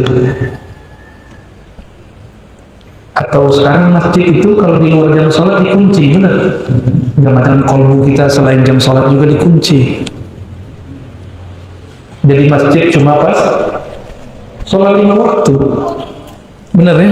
Malam-malam dikunci, khawatir tarmiknya hilang. Akhirnya banyaklah orang-orang yang gelandangan. Tapi Indonesia gelandangannya termasuk sedikit. Di Prancis itu banyak orang gelandangan, Jerman, Inggris, Spanyol, banyak sekali orang gelandangan. Dan sayangnya yang gelandangan itu separuhnya umat Islam. Karena masjid tidak boleh diisi, gereja juga ditutup. Gimana? Siap mau nyalain nama Allah di kalbu? Ya? Sebut nama Allah pagi, sore, siang, malam, maka dia menjadi masjidnya Allah. Jika masjid itu didatangi oleh orang-orang yang cinta kepada Allah, maka kalbu yang sudah jadi masjid pasti dikunjungi oleh kekasih-kekasih Allah. Kenapa kita datang kepada para sayyid, para habib, para kiai, para ulama, para wali? Karena kalbu mereka baitullah. Jika kita datang kepada mereka, walaupun rumahnya bukan masjid, tapi suasananya melebihi masjid. Faham selama ini kenapa orang ramai ya? Ke Abuya Ahmad Sarwani, ke Abah Guru sekumpul, ya? Guru Bangi. Kenapa orang ramai? Karena mereka hakikat masjidnya Allah. Kalau ada mereka, itu makmum langsung datang. Ada mereka, nama Allah langsung diangkat, langsung bersuara. Paham istilah-istilah saya dari tadi? Sulit dipahami atau mudah? Mudah ya? Padahal dulu kata orang ini kajian susah. Kita dulu waktu kecil kalau dengar orang ngomong qalbul mu'min baitullah, langsung pada kabur jamaah. Ngaji apa ya? Gak mau dengar mereka. Ya alhamdulillah sekarang kaji-kajian begini sudah mulai masuk YouTube. Tapi kita tahan-tahan juga, tidak semua rahasia boleh dibeberkan. Jamaah subuh yang bukan Allah, bentar lagi syuruk ya. Satu kali datanglah menantu Abu Hurairah kepadanya, namanya Sa'id ibn al-Musayyib. Siapa namanya? Atau Sa'ad ibn al-Musayyib. Lalu Abu Hurairah senang sekali. Abu Hurairah mengatakan, waditu, aku suka sekali, aku berharap kita berkumpul di kamar-kamar surga, di pasar-pasar surga, di mall-mall surga. Di Balikpapan ada mall baru ya? Baru mall ada kena pandemi. Kasihan. Kita senang ngumpul, duduk-duduk di kafe, ngopi-ngopi, bener ya? Sama aja, mau ustaz, nggak ustaz, habib, nggak habib, senang ngumpul-ngumpul. Cuma beda tempat aja. Suka minum-minuman bareng, tapi beda tempat. Ada yang sama juga tempatnya. Lalu Sa'ad ibn Musayyib bertanya, boleh disebut Sa'ad ibn Musayyib atau Musayyib? Ya Abu Hurairah, apakah memang ada pasar di surga? Emang ada mall di surga? Itu tanyaannya. Mau tahu nggak? Ada mall nggak di surga? Ibu-ibu kalau ada mall di surga mau belanja nggak? Di sana belanja nggak perlu pakai dolar, nggak perlu pakai rupiah. Jadi kalau kita belanja di sana, itu tinggal pilih. Datang ke mall surga, tinggal pilih mau baju yang mana. Tapi di situ nanti ada poinnya. Kalau kita mengambil yang lebih bagus, poinnya ngomong, poin Anda belum cukup. Bisa begitu. Lalu Sayyidina Abu Hurairah mengatakan, betul. Inna fil jannati la suqan. Sungguh di surga itu ada mall-mall, pasar-pasar. Di pasar itu orang keluar pada hari Jumat. Keluarnya hari Jumat. Dalam beberapa riwayat yang sahih disebutkan, jika ada seseorang keluar dari rumahnya, pergi ke pasar surga, mall surga, Di tengah jalan dia kena angin. Angin itu ada debunya jadi bedak. Mukanya langsung kinclong tanpa perlu kesalam, tanpa perlu pakai SK2, nggak perlu pakai pemutih pembersih. Sampai di dalam pasar surga, dia pilih mana dia mau tanpa perlu membayar. Pulang, ratu-ratu bidadari ini kaget, emang kamu suamiku? Kenapa? Jerawatnya udah ada, mukanya tambah cakep. Maka di surga tidak ada namanya tua, yang ada tambah muda, tambah jadi pangeran, jadi sultan, jadi raja. Lalu kata Sayyidina Abu Hurairah, pada hari Jumat itu orang-orang di surga berkumpul di suatu tempat yang mana Allah akan menampakkan nurnya. Dibukakan hijab tirai yang hanya dibukakan sekali 500 tahun. Hanya dibukakan pagi dan sore. Dari pagi sampai sore di surga sama dengan 500 tahun di dunia. Ada yang umurnya dari 500. Bapak umurnya berapa, Pak? 57, masih muda, Pak ya? Tapi saya lebih muda lagi, Pak.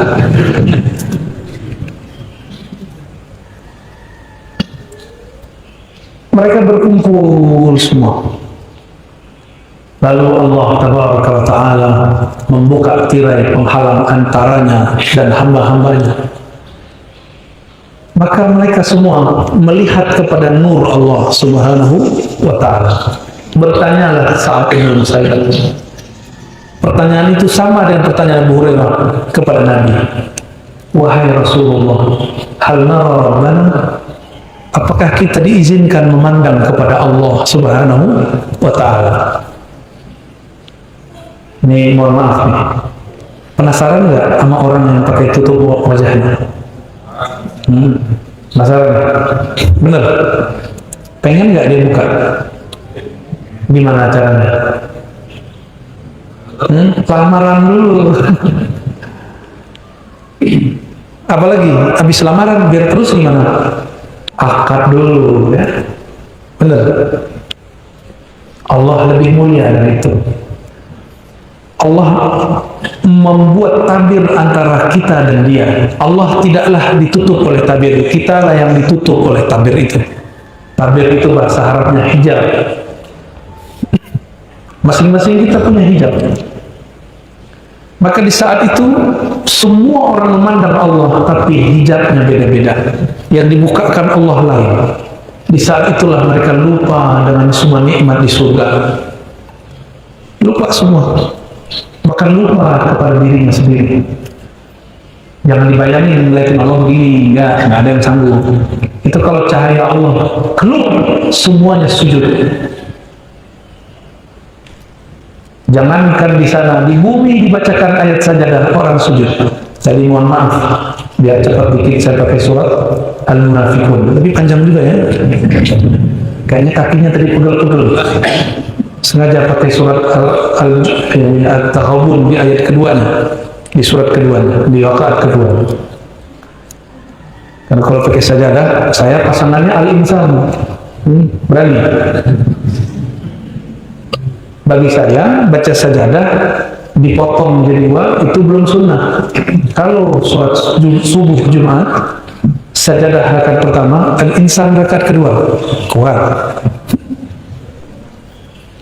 Kapan ngajinya ntar tuh? Apalagi bacanya tartil mujawwad. Kayak tadi tartil tapi ada mujawwadnya sedikit. Kapan selesainya? Nah, maka kita ambil yang biasa Nabi baca setiap Jumat selain sajadah, itu Al-Munafiqun dan potongan dari Taghabun. Biasanya Nabi juga baca surat Qaf. Saya baca Qaf 3 halaman. Itu favorit saya kalau subuh. Cuma semenjak pindah ke komplek, nggak mungkin baca Qaf kecuali 1 halaman depan. Pada protes. Padahal kalau dia mau tahan, selama itulah dia bertahan memandang nur Allah Subhanahu wa Ta'ala. Jadi semua kita nanti jika bertemu Allah, nggak ada melihatin begini, nggak ada yang berani. pasti sujud. Hatta Nabi Muhammad sallallahu alaihi wasallam. Tapi beliau paling tinggi makamnya, disebut maqaman mahmuda. Maka sesiapa saja yang mendengarkan azan lalu baca doa ba'da azan akan diizinkan oleh Rasulullah mendekati majlisnya. Jadi di sana kita juga bermajlis. Manusia itu makhluk yang suka bermajlis-majlis. Sepi loh bermajlis. Inilah kekuatan, the power of Nusantara, the power of Indonesia, the power of Malaya. Ya, kekuatan orang-orang Islam di negeri ini adalah ngumpul, tidak nafsi-nafsi, tidak sendiri-sendiri, nggak nyala-nyalain banyak kelompok, karena itu memecah, justru merangkul, seperti yang dilakukan oleh para habaib dan kiai-kiai kita. Kita bersyukur punya guru-guru seperti mereka. Ya cukuplah saya yang polemik ya, Habib Rosawi. Aneh aja yang berhadapan. Orang kayak saya nggak usah banyak-banyak. Ya nanti banyak polemik nanti. Untung saya belajar tasawuf. Akhirnya polemiknya sudah dikurangi selama 2 tahun ini. Dulu enggak, dulu hampir tiap ceramah isinya polemik. Sunnah bid'ah. Tapi versi kita. Selesai mereka kemudian memandang Allah, Allah tutup hijabnya. Kembalilah kesadaran semua orang yang memandang Allah Subhanahu wa ta'ala. Lalu mereka pulang ke istana-istana mereka di surga. Ketika pulang, mereka rindu selalu kepada Allah. Tapi baru diizinkan 500 tahun lagi. Rindu nggak tuh? 500 tahun. Ya. Tapi ingat, 500 tahun di sana kita nggak akan ubanan. Tenang Pak, nanti kita seumuran di sana. Nanti Bapak seumuran saya, mau nggak? Nanti kita sedang Habib semua ntar, bahkan lebih. Mau nggak Pak? Jangan, insya Allah mau gitu. Bapak mau tetap istiqomah dalam ketuaan, dalam uban, tenang ya. Di sana semua umur kita sama. Tapi ketika pulang, rindunya tidak tahan. Maka jangan salah faham terhadap ayat-ayat menikah di surga, ayat-ayat bidadari, ayat-ayat menyebutkan lazzatul zawat wal wata wal jima'. Jangan salah faham. Ayat nikmat kawin di surga, jangan salah faham. Sebelum saya jelaskan rahasianya, kenapa kalau orang habis melakukan hubungan spesial itu wajib mandi? Kenapa? Karena dia lupa sejenak sekian detik. Bapak Ibu tahu istilahnya yang dibaca pakai masjid. Kita sebut bahasa Arabnya lazzah, kelezatan. Lezatnya itu membuat kita lupa bahkan pada diri kita sendiri. Maka ketika sadar, selesai, wajib mandi. Yang jomblo gak paham.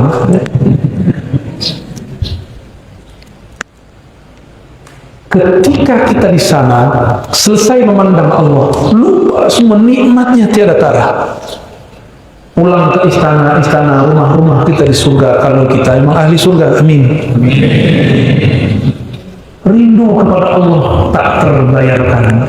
Maka Allah berikanlah pasangan-pasangan untuk menawar, memberi penawar kerinduan itu kepada Allah. Itulah rahasia kenapa orang-orang yang tambah tinggi makomnya memandang Allah, tambah banyak juga harinya di surga. Perempuan juga sama. Jika dia adalah perempuan surga, dia jadi ratu. Itu bidadari menjadi pelayan-pelayannya. Mau nggak Bu? Ntar keriput nggak ada di sono, nggak ada rambut rontok, nggak ada di sana. Perempuan ini kan hidupnya betul-betul banyak ujian. Jadi cukup mereka dapat ujian banyak. Udahlah hari, habis itu kalau nikah hamil ribet. Kalau udah hamil miring ke kiri susah, ke kanan susah. Tentang sakit punggung, bener. Habis itu melahirkan, ada yang menyambung nyawanya, yang pendarahan, begitulah. Dikira sudah selesai, ternyata masih menyusui. Bapak ada nyusui nggak? Bapak menyusui, Pak? Enggak menyusui, Pak. Maka Allah itu kasih kenikmatan kepada ibu-ibu itu, perempuan di setiap jengkal, di setiap sisi badannya. Jadi jangan coba-coba main-main dengan perempuan, karena setiap jengkal tubuhnya ada kelezatan. Pada mereka, di kita enggak. Itu pengganti susahnya ujian yang mereka rasakan. Nanti di surga terjadi perdebatan ahli surga, perempuan surga bidadari dengan ibu-ibu ini kalau masuk surga. Mau nggak Bu masuk surga? Ridho sama suami ya, tasdik sama suami. Jangan ingkar mulu sama suami. Paling marah-marahin suaminya ya. Ini bukan belain Pak Polisi, ini bukan. Pak Polisi ini galak di luar, di rumah. Sami'na wa asayna. Tahu asayna. Perempuan surga ngomong, oh kalian nih istri-istrinya suamiku cihir. Jadi bapak ini disebut suami sama perempuan surga. Tapi ketika istri-istri kita datang, diejek sama bidadari. Kita bidadari, kalian ini keteknya dulu bau kan? Kalian ini dulu haid kan? Nifas kan? Kalian ini jelek bau. Jadi ibu-ibu ini nanti masuk surga, walaupun nggak bau, bidadari begini hidungnya, gaya-gayaan aja, nggak mau dijawab oleh perempuan mukminah. Oh kalian nih bidadari, nggak ngerti kita ya? Itu suami kami itu, suami kalian itu bekas kami semua. Terus apa lagi? Kalian pernah sholat nggak? Kalian pernah puasa nggak? Pernah baca Quran nggak? Pernah tahajud nggak? Pernah haji umroh nggak? Kata bidadari, ampun. Akhirnya bidadari semuanya tunduk kepada perempuan-perempuan beriman. Jadi tenang Bu ya, biarlah di sini jerawatan ya. Biarlah di sini ditinggal-tinggal suami ngaji, majelis, nggak apa-apa. Insya Allah di sana kalau ridho Allah muliakan. Ya, dan Allah jadikan masing-masing kita mendapatkan 100 kekuatan semua makhluk di bumi. Ada orang paling kuat di sini, dia dikasihkan 100 kekuatan. Itu surga paling rendah. Kalau surga paling tinggi bisa jadi 2000, 3000 kekuatan. Maka di sana nggak ada cemburu. Satu laki-laki bisa punya 70.000 bidadari. Paling sedikit 72, itu yang dikejar-kejar sama kawan kita. Ya salam, masa mau masuk surga, mau kawin 70 bidadari harus bunuh orang dulu. Itu namanya surga antara dua paha, surga syahwat. Nauzubillah. Bukan itu surga yang kita mau. Surga yang kita mau memandang kepada Allah Subhanahu wa Ta'ala. Itu surga yang kita mau, bertemu Allah. Sudah paham kenapa ada menikah banyak di surga, banyak jima di surga? Kenapa? Mereka rindu kepada Allah, tidak tertahan. Maka penawarnya adalah kawin. Malam pertama terus ke mereka itu. Tapi nggak puas juga. Nikmat sebentar hilang. Mereka pengen nambah lagi. Ketika sore hari di surga, mereka tinggalkan semua pasangannya. Pasangan mereka juga meninggalkan mereka. Semua datang kepada Allah. Ingin bertemu lagi Allah Subhanahu wa Ta'ala. Bertemu Allah, buka cahayanya lagi. Terbukalah tirai, mereka sujud semua. Lupa dengan semua nikmat surga. Begitu dalam hadis Imam Muslim. Lalu Allah tutup lagi tirainya. Mereka sadar kembali, pulang kembali. Itu rasa yang kemarin hambar, ingin nambah lagi. Maka di surga itu tidak ada nikmat berkurang, nikmatnya nambah terus. Tapi ahlullah, orang-orang yang mereka keluarganya Allah, mereka kemudian tidaklah tertarik dengan kawin-kawin di surga. Tertariknya apa? Ya Rabb, izinkan aku bermajlis dalam hadiratmu. Wujuhu yawma idzin nadhirah ila rabbiha nazirah. Maka nanti ada penduduk surga, dia nggak minat sama bidadari. Terus Dia cuma ingin bertemu Allah setiap saat, sujud di setiap saat, bahkan berngobrol-ngobrol dengan Allah. Allah ini kan akraban. Dalilnya apa? Ada nggak dalil yang menyebutkan Allah qarib? Ada, ya? Ada kan? Wa nahnu aqrabu ilaihi min hablil warid. Wa idza sa'alaka ibadi anni fa inni qarib. Aku qarib, dekat. Kalau teman dekat, ngobrol nggak? Apa unek-unek kita sampaikan? Lalu Nabi di ujung hadis, ini hadisnya panjang Pak, tapi saya ringkas saja ya. Dalam hadis yang sahih, Nabi mengatakan, jika engkau mau bertemu Allah di waktu pagi dan di waktu sore di surga, maka dirikanlah sholat sebelum terbit matahari dan sebelum terbenam matahari. Semoga sholat kita yang lakukan barusan adalah mahar. Mungkin tidak pantas jadi mahar, tapi semoga tasdik iman kita kepada Allah yang menyuruh, meskipun tidak khusyuk, Allah jadikan sebagai wasilah kita dapat bertemunya nanti di surga Firdaus. Allahumma ja'alna min ahli Firdaus. Ya Allah, jadikan kami penduduk surga Firdaus, bahkan lebih tinggi dari itu ya Allah. Ya Allah, izinkan kami yang hadir pagi ini orang-orang yang memandang kepada nur, jamaliyahmu, keindahanmu, jalaliyahmu, keperkasaan. Ya Rabb, siapapun yang tasdik kepada Nabi-Mu, yang percaya kepada semua kekasih-kekasih-Mu, izinkan kami mendapatkan syafaat Nabi Muhammad SAW. Ya Allah, tuliskan nama kami pada diwan, pada sijil yang tertulis di situ daftar orang-orang yang dapat syafaat Nabi. Bahkan angkat nama Nabi, nama-nama kami ya Allah, menjadi nama-nama orang yang diizinkan bermajlis di majlis-majlisnya Allah. Dahadiratullah. Amin ya rabbal alamin. Allahumma najina minan nar. Ya Allah, dengan kerahmatan-Mu, dengan kasih sayang-Mu, bebaskan nama kami, hapuslah nama kami dari neraka. Allahumma ajirna minan nar. Allahumma ajirna wa ahlana wa zuriyatana minan nar. Allahumma ajirna wa masyayikhana wa abadana wa ummahatina minan nar.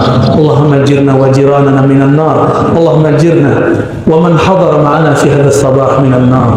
Ya Allah, berkahi kami yang hadir, berkahi guru-guru kami, berkahi semua yang hadir. Walhamdulillahi rabbil alamin. Al-Fatihah. Ya. Assalamualaikum warahmatullahi wabarakatuh. Cukup. Puasnya nanti di surga. Kalau kita masuk surga, ya. Gimana? Sambil cukup, kita tutup. Baik jamaah syuruk tadi subuh yang dimuliakan Allah. Kami bukan orang sempurna, kesempurnaan milik Allah SWT. Jika suatu saat ada aib yang terlihat, jika ada kekurangan yang terlihat, jika ada kebodohan, kejahilan yang tersingkap, maka itu salah kami, bukan salah Allah. Ya, mohon maaf, dibukakan pintu maaf. Ya. Mohon izin Habib, sudah lancang ngajar depan Habib. Ya. Wassallallahu ala sayyidina Muhammad. Kita baca kafaraah majlis. Subhanakallahumma wa bihamdika asyhadu an la ilaha illa anta astaghfiruka wa atubu ilaik. Tidak usah salam-salaman, cukup dengan hati saja. Assalamualaikum warahmatullahi wabarakatuh.